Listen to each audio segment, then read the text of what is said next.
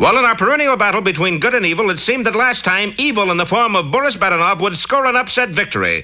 For Boris, disguised as Rocky himself, was determined to steal the nation's entire supply of Upsidaisium, the anti-gravity metal. Boris, darling, the whole thing? Of course, Natasha. Remember our motto, if it's worth stealing at all, steal it all. And with the help of the magnets fastened to his shoes, Boris proceeded to do just that. He carried bar after bar of Upsidaisium to a rear window and loaded them into a fleet of trucks waiting outside. But how do we keep people from getting curious about trucks? Look at name on trucks. Clover Blossom Skunk Farms. See? Nobody will come within miles of us. Oh, that's very good, Badenov. Very good indeed. Thank you, Mr. Big. Yes, I'm glad I thought of it. Quick, darling, someone's coming. Sure enough, at that moment, Rocky and Bullwinkle were dashing toward the storeroom, followed by General Broadbean himself. What we do, darling? Truck is just outside. Quick, jump in. And the two spies leaped through the open window.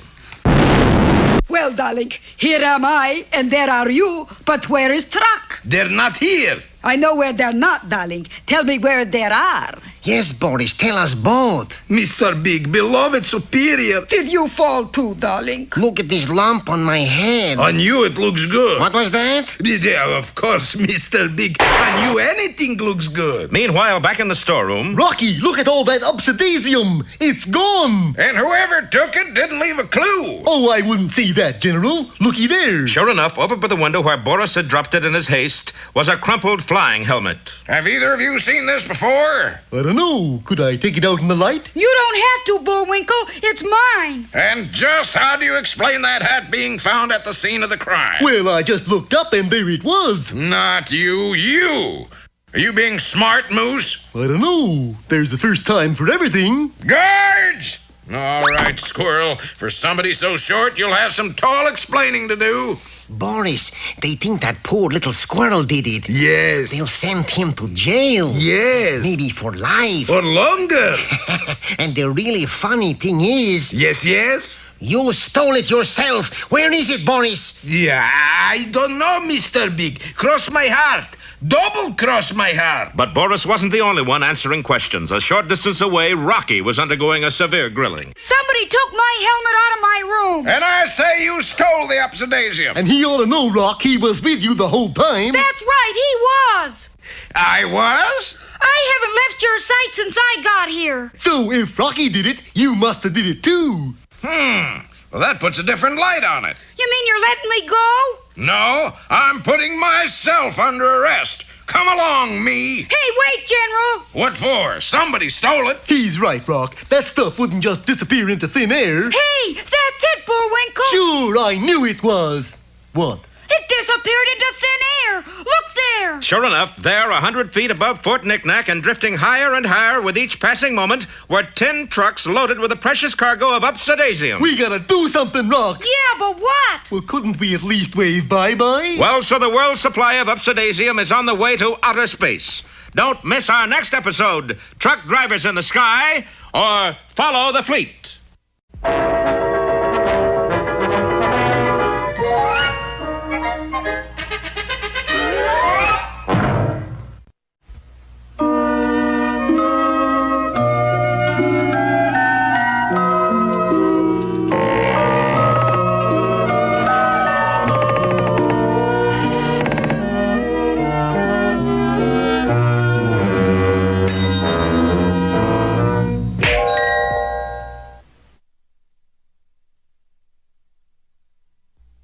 Once upon a time, there was a girl who loved to enter contests.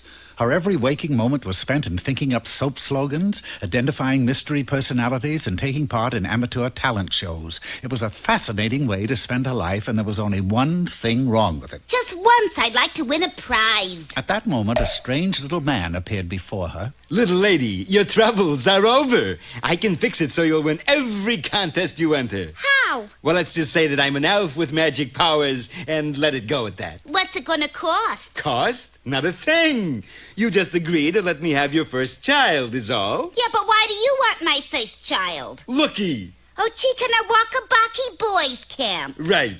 And for every new camper, I get a cash bonus. Is it a deal? It's a deal. Sure enough, at the next talent contest, the girl stuck plain straw into a box, cranked a handle, and out came spun gold. Of course, inside the box, the little man was doing all the work. He spun the gold in loops, braids, cable stitches, and actually finished off with a series of gold lace doilies. Naturally, the girl won first prize, a pearl-handled sifter. Then, with the little man's help, she won contest after contest. The number of beans in the jar is 8,426. Right. Yay! Sometime later, the girl entered a drawing contest and for the first prize won a genuine life-size prince whom she soon married. Then, one day in a national Name the Baby contest, she won a beautiful baby boy. Of course, by the time they delivered him, he'd grown a little. Hiya, Mom.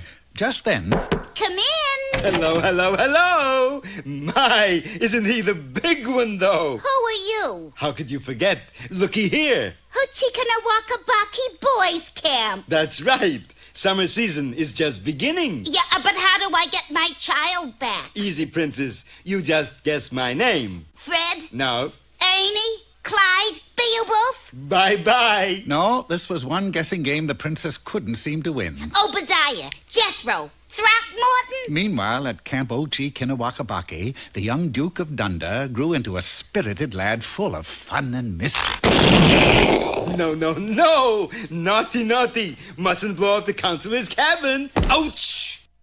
A year later, the little man took the Duke back home. Well, here he is, Your Highness. Brown as a berry. Yeah, but I haven't guessed your name. It's Rumpelstiltskin, madam. Oh, nonsense. What kind of a name is that? Let's see, Orton? Holly? Honest, it's Rumpelstiltskin. R-U-M-P. Well, I'll give it some thought. You bring him back next year.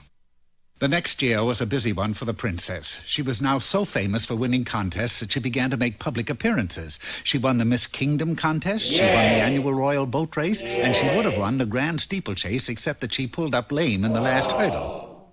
Meanwhile, her little son, the Duke of Dunda, had grown into a bonny lad, fun-loving and adventurous. Tut, young fellow. That's not being a good sport. A year later, the princess heard another knock on the door. Who is it? You know, Your Highness. My name is... Newton. I just know it's Newton. It's Rumpelstiltskin. R-U-M-P. Norris. Orville. Fidel. No, it's... Well, I guess you'll have to take the boy back to camp. I can't, lady. Looky. Unemployed? Camp Ochi-Kinawakabaki is no more. They burned down, Mom. But I still haven't guessed your name. Try me next year. The little man trudged sadly away, followed by the Duke of Dunda. But just then, the princess saw an announcement of the biggest contest of all, Mother of the Year. But to win that contest, she had to have... A child. Hey, come back. Come back who? All right. Come back, Rumpelstiltskin. Right. Here you are, lady. He's all yours. And the little man slipped blithely away. Next day, the princess was on hand with her child for the Mother of the Year contest, but her heart sank when she saw who was to judge it. Well, look who's here. Mom, it's Uncle Rumpo. You want to win this contest, right? Right. You want him back again? Oh, no. All I want is a job for life, somewhere in the castle. Something easy, you know. How about royal caretaker? Sounds great. Good. Sign here. So the princess won the Mother of the Year award. She was the only contestant anyway, and the little man became royal caretaker. Okay, Your Highness. What do I take care of? Read the contract. Exclusive care of the Duke of Dunda. That's me. Oh, but this is terrible. How do I get out of this contract? Easy. Just live up to paragraph 3.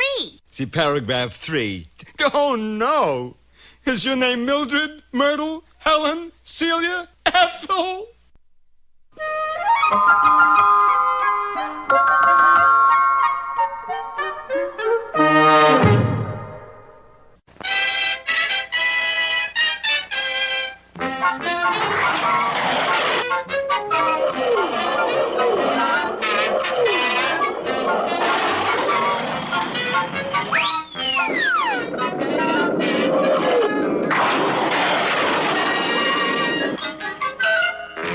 Last time, you remember, Boris had stolen the world's supply of Upsidaisium and loaded it into a fleet of trucks. But he forgot that Upsidaisium falls up, and the whole fleet was soon floating skywards.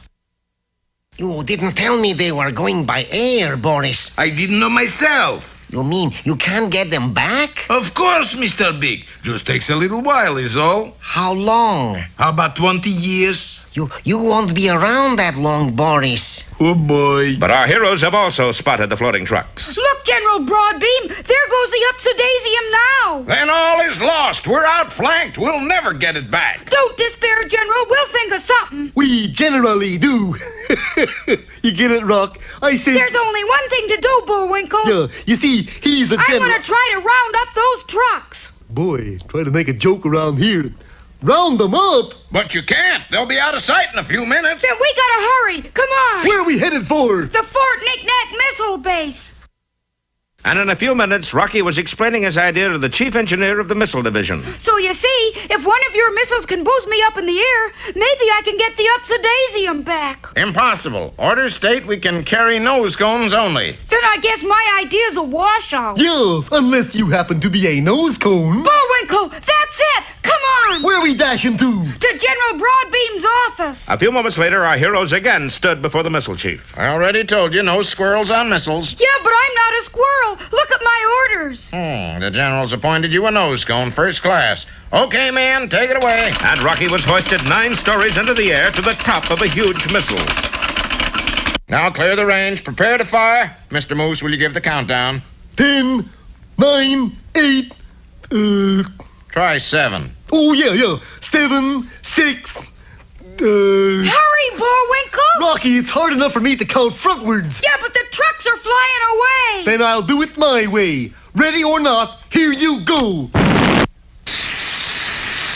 And the huge missile began to rise slowly, then faster and still faster, while Rocky clung to the very top of it. On the ground, huge U.S. radar screens tracked the flight of the missile, but they weren't the only ones, for at a secret base in another country... Well, they're sending up great big missile, Theodore. Don't matter, Nicky. Ours are bigger. They got new shape nose cone. Ours got better shape. Nose cone is shaped like squirrel. Like squirrel? Well, back to the old drawing board. Meanwhile, back at the fort, some stunning news came from the tower. General Broadbeam, the missile is not responding to our signals. Impossible. See for yourself. Sure enough, the sensitive instruments showed that Rocky's missile was swinging more and more out of line. It's off course. Where's it headed? According to this chart, it's headed right for Washington. Then we must destroy it. Destroy it? But my buddy's on that thing. Don't you understand? He's headed straight for the White House. You really think he can carry the farm vote? So we have to push this button. But as the general's finger neared the destroy button, voices were raised in protest. No. You mustn't. Please. Stop. Go ahead and push. Boris Badenov. So that's who has fouled up the missile mission. Who else? Be sure to be with us next time for The Squirrel Next Door or Hi Neighbor. And now, here's that connoisseur of confusion, Mr. Know-It-All. Greetings, Pandemonium fans. My subject for today is how to water ski, or 5 steps to easy drowning. Water skiing is a relatively simple sport. No more difficult, say, than swimming the English Channel. It has all the thrills of regular skiing and none of the trees. First, we need a boat. I had something a little bigger in mind. Now, if we could have something in between. Thank you. Now, we need a length of rope. A little rope, if you please. Here's the rope, Bullwinkle. Very funny. We tie the rope to the back of the boat, slip into our skis, and we're ready to go. Did you forget something, Bullwinkle? What's that, Brock? I've got my swimsuit on, haven't I? Water, Bullwinkle. Glad you reminded me. I'll just hitch the boat to my car, and we're off. Sometimes it's a good idea to put the boat on a trailer before hitching it to the car. Now, let's find the water. Let's see, what we need is a body of water. Aha, something like this. Now we start the motor. Now we start the motor. Now we start. Thank you, Mr. Know-It-All. You're welcome.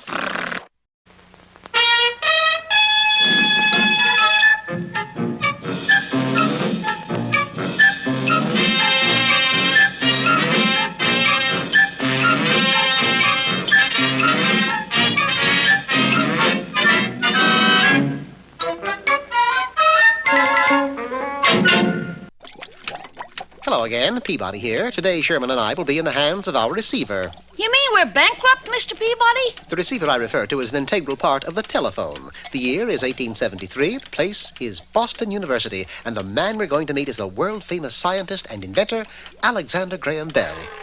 As usual, the Wayback Machine operated perfectly, teleporting us into Alexander Graham Bell's laboratory. Eureka! I'm finished. What is it, Mr. Bell? Did you just invent something? Yes, a boon to all mankind. Look. Why, it's just a cracker. Not just a cracker, an Alexander Graham cracker. We proceeded to put the cracker to a severe test. Boy, that's good. Tell me, Mr. Bell, have you started work on the telephone yet? What's a telephone? A device that reproduces sound or speech at a distant point by means of electricity. You're out of your head. It can't be done. Of course it can, and you're going to invent it. We kept the midnight oil burning that night while Alexander Graham Bell drafted plans for the telephone. There we are, all done. That doesn't look like a telephone. Well, actually, it's a picture of me leading an orchestra. I thought I'd call it Alexander's Ragtime Bell. What do you think? I think you'd better invent the telephone. Sherman, I'm afraid you and I will have to take drastic action. The Peabody Construction Company went into action. We built a telephone booth for every room in the building, hoping that Bell would get the hint and install telephones. However, we were in for a disappointment, for the great man entered the nearest booth, tacked up a curtain, and said, I'm voting for McKinley. How about you? I didn't know it then, but 2 Russian football players who had transferred to Boston University were at that very moment on the threshold of also discovering the telephone. It happened during scrimmage practice. Hi, Korsakov, I just happened to think of an idea wonderful. Such as, Rimsky? Listen, his method of talking to people over long distance. I have here a small recording of my voice, right? Right. I put recording into football. Is also right? Is also right. Okay, you run to other end of field. Is good idea, Korsakov? Is great idea, Rimsky. The following Saturday afternoon, Boston University faced its arch rival, La Jolla Tech. For 3 quarters, the teams battled on even terms, neither one being able to score, and that's when Rimsky and Korsakov went into action. It's time for big play. Korsakov, you call timeout while I go make recording. Time was called for 45 minutes. Great game, isn't it, Mr. Bell? Yes, I'm enjoying it immensely. Play was resumed as Rimsky trotted back onto the field. Okay, it's all set for big play. I throw long pass to Korsakov. Korsakov, when football is caught, you take out the record and play it, right? Right. Boston University came out of the huddle and lined up. The ball was snapped back to Rimsky, who faded deep behind the line of scrimmage. Just when it seemed as though the Russian quarterback would be dropped for a huge loss, he unleashed a prodigious throw. 99 yards away, Korsakov gathered the ball in. I dream of Geniek with the light brown hair. Realizing he had played the wrong side of the record, Korsakov quickly flipped it over. Korsakov, this is Rimsky. You got ball? Good. Listen carefully. You are standing on 1 yard line, right? Right. Okay, turn around, take 1 step over goal line and score touchdown. Do not pass go, do not collect 200 rubles, go straight to jail. Boston University won the game, and seconds later the stands were buzzing with the rumor that a method of long-distance communication had been invented. That's very interesting. Also very alarming. Mr. Bell, unless you get busy at once and invent the telephone, I'm afraid somebody else will do it. You're right. I've been an incredible fool. Quick, we must return to my laboratory. For the next 24 hours, Alexander Graham Bell slaved over his workbench. Wan, but at peace with himself, he opened the door and called us in. Congratulate me, I've done it. That's wonderful, Mr. Bell. Here, what do you think of it? But that's a baseball. Yes. You see, you make a miniature recording of the voice and stuff it inside the ball. Then you hit it to someone in the outfield and... Gee, Mr. Peabody, will he ever invent the telephone? Yes, Sherman, but only after much hard work. I suppose that's why Ernest Hemingway wrote a book about him. What was it called? For Whom the Bell Toils.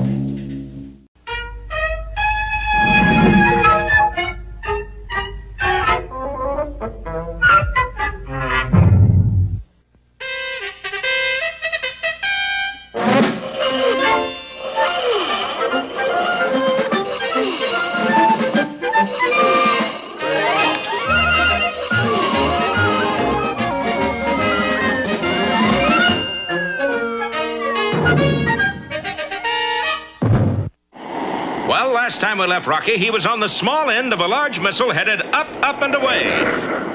He was really trying to recapture 10 floating trucks full of that anti-gravity metal, Upsidaisium. But his plans went awry when the missile began to swing off course. Yeah, I wonder what could have gone wrong. Now that missile is headed right for Washington. Oh, he's not going to like that a bit. This is General Broadbeam calling Rocky. Come in, Rocky. Hello, Broadbeam. Call me General. Yes, sir. Now hear this. Get off the missile. We must destroy it in 30 seconds. But I'm not high enough to reach the truck. The missile is off course. It's headed for Washington. 15 seconds to destruct. Rocky, what are you doing? I'm going to try to fix it. And the plucky squirrel worked feverishly on the controls of the speeding missile. 10 seconds. Come on, Rocky. Then slowly the missile changed its angle. 5, 4, 3, 2. He's on course. He made it. Hooray! Phooey. A few seconds later, the missile had reached its highest point, and Rocky launched himself into the rarefied air. Quickly, he zoomed after the floating trucks, and with lightning speed and a handy length of rope, he began to tie them together. Well, he's got them together, but how'll he ever get them down? You just leave that to my pal. He's the brains of the outfit. What does that make you? What else? A executive. Meanwhile, high above, Rocky had finished tying the trucks into one big traffic jam in the sky. Now, if I can just get the last truck to work. Sure enough, as Rocky raced the engine of the truck, the exhaust acted like a tiny jet, and the string of trucks began to move downward. As the trucks came lower and lower, victory seemed within easy reach. But suddenly, Hokey smoke, I'm out of gas. and without the truck exhaust to push them earthward, the trucks full of Upsidaisium began to drift skyward again. Bullwinkle. Let him go, Rock. No use making a federal case out of it. But it already is a federal case. Yeah, that's right. Well, what do we do? Tie a heavy rope to a rock, Bullwinkle. Got it. Now what? Throw the rock over the trucks, quick. Nonsense. Nobody can throw a rock that far. I'll have you know you are speaking to the winner of the Frostbite Falls annual rock chunking contest. Oh. Of course, this isn't the annual rock, but here goes. And the Mighty Moose chunked the rock high into the air. Up it went, trailing a heavy rope behind it. Over the trucks it flew and down on the other side. In a flash, the rope was seized by the alert ground crew of the missile, who then proceeded to haul the trucks down out of the sky. Good throwing, Bullwinkle. Oh, that was nothing. You ought to see my slow curve. But I can't understand why that missile went off course. General Broadbean didn't have to wait long to find out. General, sir, the missile control rear flappers has been sabotaged. Sabotaged? How can you tell? Because the differential feedback response is negative. Yes? The molecular orbit is out of phase with the thermocouple. Yes? And besides, it has this monkey wrench in it. Good thinking, Ormsby. That's done. Yeah, who could have done did it? Do you have anybody new working here? Just one man, Private. Too late, for that particular private had just gone AWOL. After him! Well, will Boris escape again? And what has become of Mr. Big? Oh, don't worry. I'm still in the plot. Be sure to see our next episode, The Spellbounders, or Hex Marks the Spot.